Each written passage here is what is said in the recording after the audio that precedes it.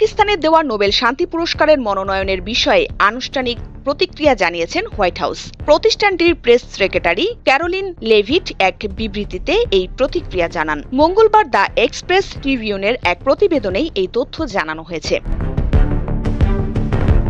White হাউসের press secretary এক বিবৃতিতে বলেন, এই মনোনয়ন পাকিস্তানের পক্ষ থেকে প্রেসিডেন্ট ট্রাম্পের কূটনৈতিক ভূমিকার স্বীকৃতি, বিশেষ করে ভারত পাকিস্তানের মধ্যে পারমাণবিক যুদ্ধ ঠেকানোর ক্ষেত্রে তার গুরুত্বপূর্ণ অবদানকে সম্মান জানিয়েছে পাকিস্তান। গত মাসে পাকিস্তানের সেনাপ্রধান ট্রাম্পকে শান্তিতে নোবেল পুরস্কারের জন্য প্রার্থী ঘোষণা করেন। ইসলামাবাদ ট্রাম্পকে একজন প্রকৃত শান্তি প্রতিষ্ঠাতা হিসেবে আখ্যা দেন। তিনি উপমহাদেশে সম্ভাব্য পারমাণবিক যুদ্ধ রোধে মূল ভূমিকা পালন করেছেন।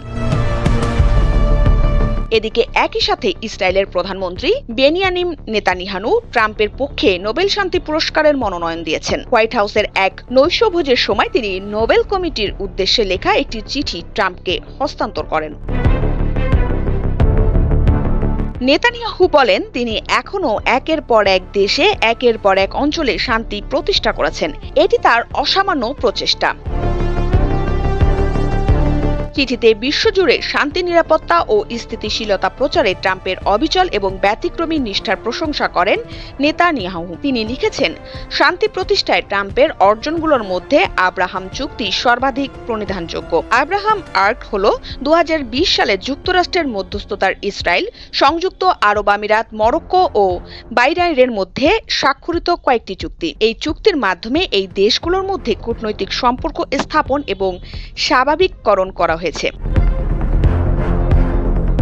নেতানিয়াহু আরও লিখেছেন, প্রেসিডেন্ট ট্রাম্পের দৃষ্টিভঙ্গি সাহসী নেতৃত্ব, সংঘাত এবং পরমপন্থা দ্বারা নয়, বরং সহযোগিতা, সংলাপ এবং পারস্পরিক সমৃদ্ধির দ্বারা সংজ্ঞায়িত উদ্ভাবনী কূটনীতিকে উৎসাহিত করেছে। তিনি আরও লেখেন, স্বল্প সময়ে খুব কম নেতাই ট্রাম্পের মতো সফলতা অর্জন করতে পারেন। বর্তমানে ট্রাম্পের চেয়ে নোবেল পুরস্কার পাওয়ার বেশি হকদার আর কেউ নেই। ইন্দ্রাণী মুখার্জি, ডেস্ক রিপোর্ট, সকালের বাণী।